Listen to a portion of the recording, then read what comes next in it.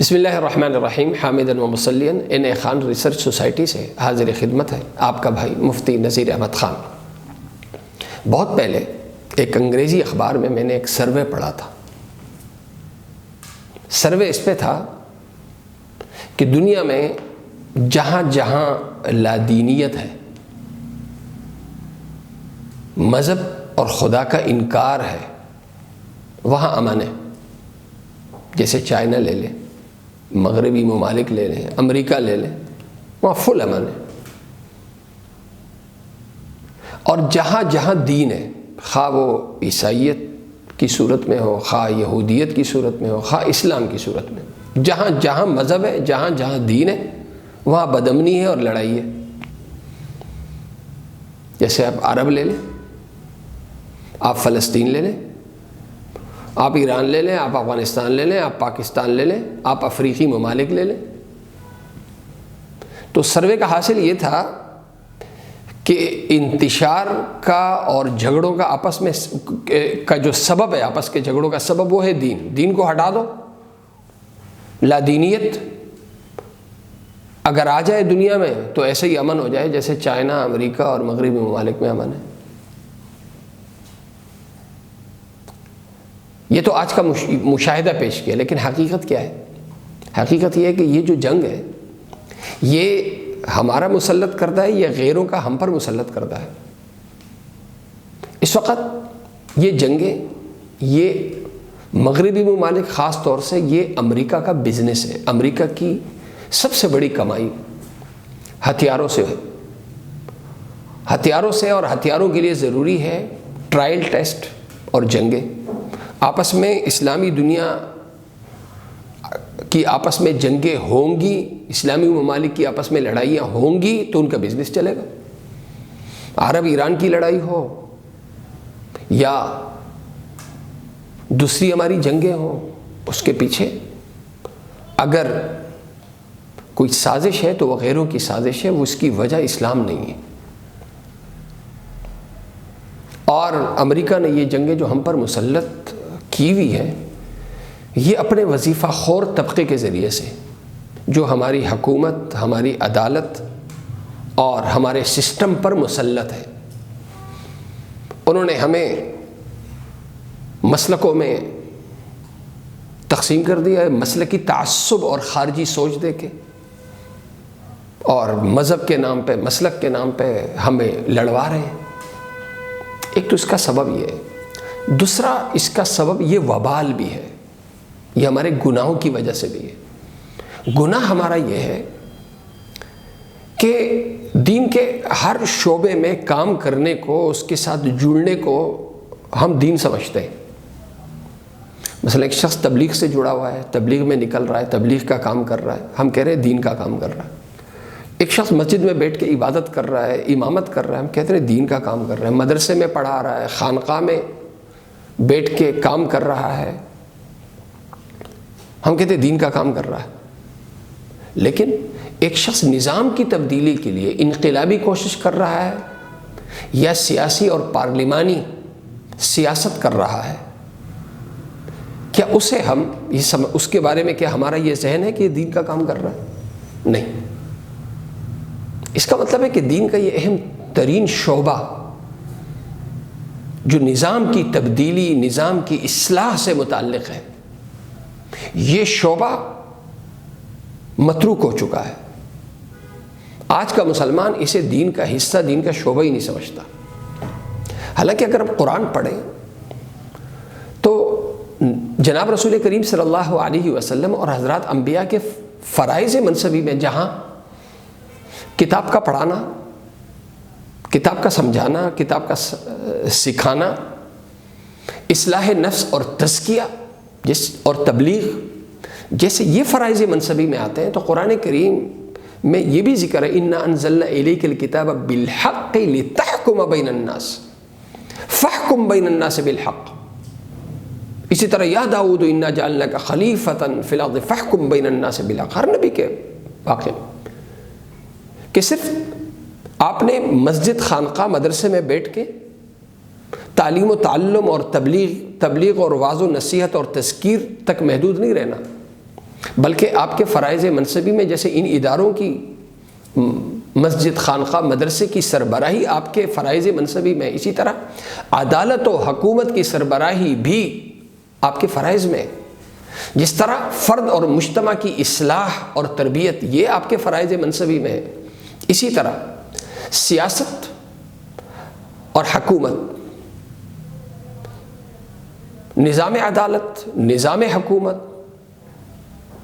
کی اصلاح اور ان پر کنٹرول اور ان کی سربراہی یہ بھی پیغمبر کے فرائض منصبی میں آتا ہے۔ اس لیے قرآن کے ساتھ جہاں لتبین لگا ہوا ہے، جہاں تزکیہ لگا ہوا ہے، جہاں اتباع لگا ہوا ہے، وہیں قرآن کے ساتھ لتحکم بھی لگا ہوا ہے، فحکم بھی لگا ہوا ہے، حکومت کرنا۔ اور منافقین، میں نے عرض کیا تھا پہلے بھی ایک ویڈیو میں کہ قرآن ایک مسلمان اور غیر مسلم میں فرق عبادات کے ذریعے نہیں کرتا، بلکہ قرآن یہ فرق نظام کے ذریعے کرتا ہے۔ جیسے سورہ نور کی کچھ آیات ہیں، میں پڑھ دیتا ہوں اللہ تعالیٰ کیسے فرق کر رہا ہے۔ سورہ نور کی آیت نمبر 47 سے لے کر آیت نمبر 50 تک قرآن کہتا ہے وَيَقُولُونَ، یہ منافق لوگ کہتے ہیں، آمنا باللہ وبالرسول واطعنا، ہم تو اللہ اور اللہ کے رسول پر ایمان لائے، ہم نے کلمہ پڑھا ہوا ہے، واطعنا، اور ہم اطاعت کر رہے ہیں، عبادات میں مصروف ہیں، لیکن کیا ثم یتولی فریق منہم من بعد ذلک، پھر انہی میں سے ایک گروہ ہے جو منہ موڑ دیتا ہے۔ یہ ایمان والے بالکل نہیں ہیں۔ کیسے منہ موڑ لیتے؟ اذا دعوا الی اللہ ورسولہ لیحکم بینہم، جب انہیں اللہ اور اللہ کے رسول کی طرف اس لیے بلایا جاتا ہے کہ اللہ اور اللہ کے رسول ان کے فیصلے کریں، تو بحیثیت سربراہ عدالت کے، سربراہ حکومت کے، یہ تسلیم کرنے کو تیار نہیں ہے۔ اذا فریق منہم معرضون، تو یہ پھر اعراض کرتے ہیں۔ وَإِن يَكُن لَّهُمُ الْحَقُّ يَأْتُوا إِلَيْهِ مُذْعِنِينَ، اگر فیصلہ ان کے فائدے میں جا رہا ہو تو پھر بڑے مطیع بن کے آتے ہیں۔ افی قلوبہم مرض، قرآن کہتا ہے کیا ان کے دلوں میں نفاق کی بیماری ہے؟ ام ارتابوا، یا یہ لوگ دین کے بارے میں شک میں پڑے ہوئے، اسلامی نظام کے بارے میں یہ شک میں پڑے ہوئے، ام یخافون ان یحیف اللہ علیہم ورسولہ، یا انہیں یہ ڈر ہے کہ اللہ اور اللہ کا رسول ان پر ظلم کرے گا، یعنی اسلامی نظام ایک ظالمانہ نظام، بل اولئک هم الظالمون، بلکہ حقیقت یہ کہ یہی لوگ ظالم ہیں۔ انما کان قول المؤمن، ایمان والے کون ہیں؟ اذا دعوا الی اللہ ورسولہ لیحکم بینہم، جب انہیں بلایا جاتا ہے اللہ اور اللہ کے رسول کی طرف، لیحکم بینہم، تاکہ ان کے درمیان فیصلہ کرے، ان یقولوا سمعنا واطعنا، تو وہ کیا کہتے ہیں؟ ہم نے سن لیا اور ہم نے مان لیا، واولئک هم المفلحون، اور یہی لوگ کامیاب ہیں۔ یہ آیت نمبر 51 میں یہ بتایا، آگے بھی آیات ہیں۔ اسی طرح قرآن کریم کی سخت آیات آپ سورہ نساء میں، وَمَن لَّمْ يَحْكُم بِمَا أَنزَلَ اللَّهُ فَأُولَٰئِكَ هُمُ الْكَافِرُونَ فَأُولَٰئِكَ هُمُ الظَّالِمُونَ فَأُولَٰئِكَ هُمُ الْفَاسِقُونَ۔ عبادات تک ایک شخص دین کا پابند ہے، لیکن وہ فیصلہ قرآن و سنت کے مطابق، نظام اسلام کے نظام عدل کے مطابق فیصلے نہیں ہو رہے، تو قرآن کہتے ہیں یہ لوگ کافر ہیں، یہ لوگ ظالم ہیں، یہ لوگ فاسق ہیں۔ لہذا نظام اسلامی، نظام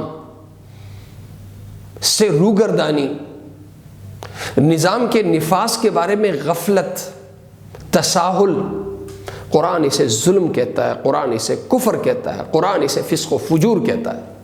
لہذا اس عملی کفر میں، اس عظیم ظلم میں اور اس فسق و فجور میں آج پوری امت کی خاص طور سے دینی قیادت مبتلا ہے، کہ ہمیں جو ہماری قیادت کی طرف سے جو تربیت دی جا رہی ہے وہ یہ دی جا رہی ہے کہ سیاست ایک غلاظت ہے، سیاست ایک گمراہی ہے۔ آج اسی وجہ سے، اس راہبانہ سوچ کی وجہ سے، آج ہمارا کوئی مسلمان یا کوئی عالم جو سیاست میں لگ جائے، انقلابی نظام کی تبدیلی کے لیے کسی انقلابی تحریک سے جڑ جائے، تو کوئی بھی اسے دین کی خدمت نہیں کہتا۔